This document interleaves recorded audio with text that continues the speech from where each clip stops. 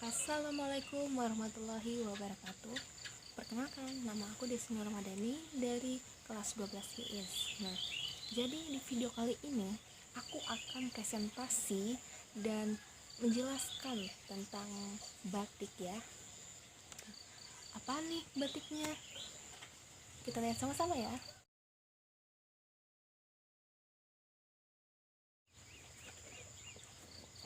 Nah, jadi sebelumnya aku sudah gambar nih batiknya. Jadi hasilnya ini ya.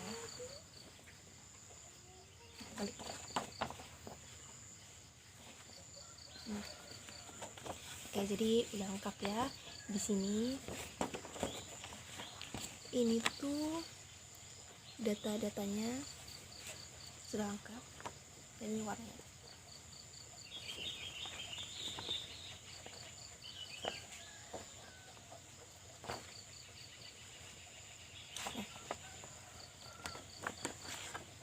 Jadi kalau bisa dibilang ya, batik kawung itu banyak jenisnya ya teman-teman.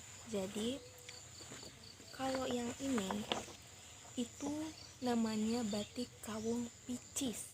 Nah, asalnya batik kawung itu di mana ya? Nah, jadi batik kawung itu adalah motif tua yang berasal dari tanah Jawa. Nah, jadi tanah Jawa yang bentuknya itu seperti kolang-kaling disusun pada 4 sudut persegi di sudut persegi ya. Nah, motif ini menurut catatan penelitian sudah ada sejak abad ke-9 dulu ya. Jadi katanya batik kawung baru mulai berkembang pada zaman Kesultanan Ngayogyakarta Hadiningrat, yaitu tahun 1755 pada abad ke-18. Terus makna batik kawung itu apa? Nah, makna batik kawung sendiri ada beberapa. Nah, diantaranya itu adalah pengendalian diri yang sempurna, hati yang bersih tanpa adanya keinginan untuk ria, dan masih banyak lagi. Nama dan motif kawung dilansir berasal dari 2 sumber ya. Tadi kan yang tanah Jawa. Nah, jadi ini yang pertama. Ada serangga kuangwung, namanya serangga kuangwung, dan yang kedua adalah buah kolang-kaling. Motif kawung termasuk ke dalam beberapa motif larangan keraton, yang mana dulu itu hanya boleh digunakan oleh kalangan kerajaan saja ya. Batik memiliki banyak varian dan motif yang amat beragam dengan makna dan sejarah panjang di balik masing-masing motifnya itu ya. Nih, kalau motif yang ini yang saya bilangin tadi itu namanya kawung picis ya, kawung picis. Nah, batik kawung adalah salah satu pola atau motif batik yang memiliki sejarah yang panjang perkembangannya di masyarakat. Nah, motif batik kawung itu cantik dengan pola-pola geometris yang menawan, kayak manja-manja gitu sih. Motif ini ternyata memiliki cerita dalam dan mengandung unsur-unsur kearifan Jawa yang sangat kental loh teman-teman. Bagaimana cerita dibalik pola batik kawung ini? Konon, batik ini merupakan motif yang menjadi favorit dan amat disukai oleh kalangan keraton Kesultanan Yogyakarta. Sampai-sampai ya nih, pada awal penggunaannya hanya diperbolehkan bagi keluarga inti Sultan Hamengkubuwono. Ada banyak cerita tentang apa yang sebenarnya menjadi inspirasi motif batik kawung ini. Namun hanya ada 2 versi yang banyak disetujui oleh masyarakat ya. Nah, versi yang pertama itu dimana inspirasi batik kawung ini berasal dari serangga kumbang. Lalu versi kedua adalah dimana ini inspirasi batik yang kawung ini berasal dari buah pohon aren, yaitu kolang-kaling. Versi pertama menceritakan bahwa kata kawung berasal dari kuangwung atau Oryches rhinoceros. Nah, sejenis kumbang berwarna coklat cerah yang seringkali menjadi hama tanaman kelapa. Serangga ini kerap hadir mengganggu tanaman kelapa dan menjadi momok yang menakutkan bagi para petani. Versi ini menyatakan bahwa warna dan bentuk serangga kuangwung ini menjadi inspirasi bentukan serta corak dari batik kawung. Pola melingkar dan warna coklat gelap mengkilap. diperkirakan berasal dari bentuk serangga kuangmum yang legam dan oval atau lonjong ya. Kedua, menceritakan bahwa asal mula nama batik kawung ini berasal dari buah dari sejenis tumbuhan palem atau aren, atau buah dari pohon aren yang biasa disebut itu kolang kaling. Versi kedua ini yang lebih banyak dipercayai oleh masyarakat pada umumnya karena memang terlihat sangat persis ya. Persis nggak? Karena memang terlihat sangat persis ya. Nah, kalian pasti tahu dong kolang kaling itu loh, yang buah itu.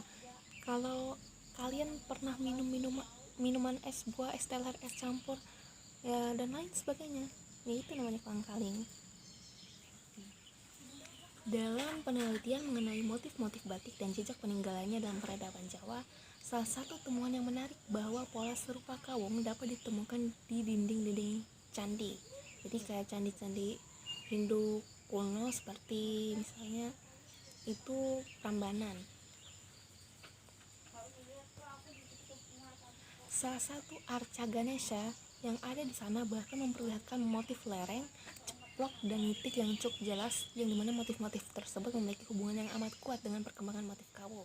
Motif batik kawung tadi itu kan saya bilang khusus untuk kalangan keluarga kerajaan ya.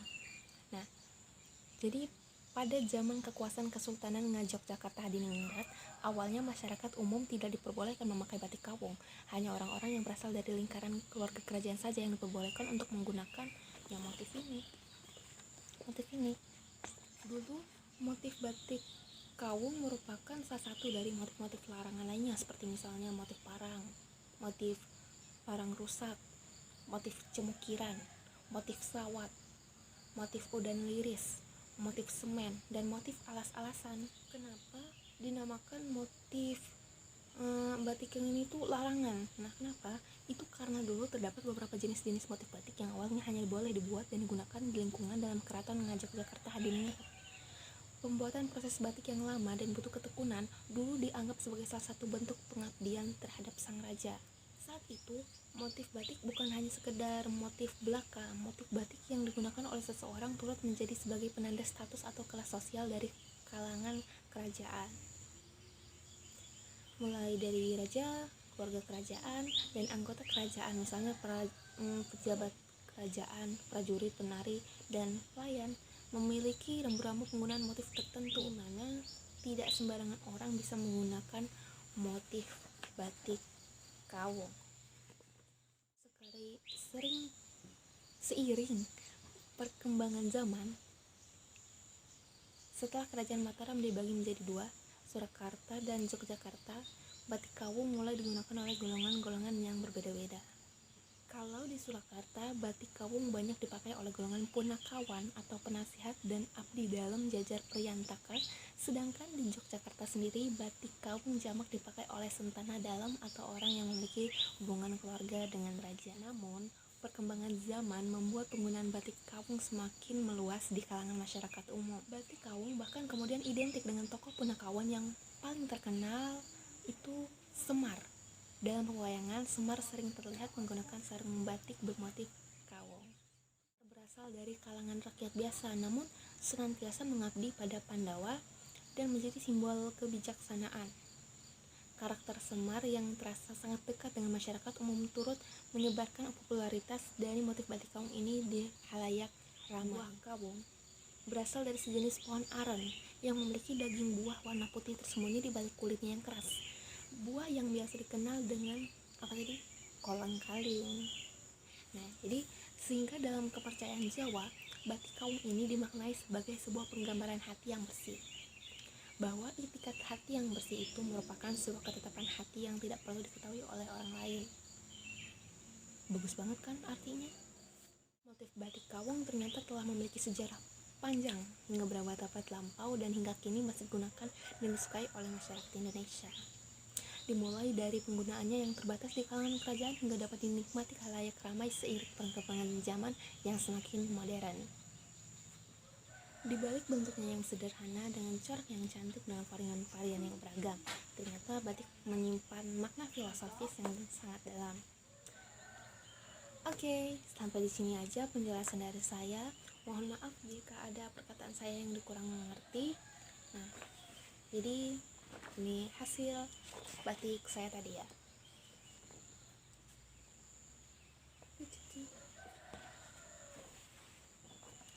Sekian dari saya. Wassalamualaikum warahmatullahi wabarakatuh.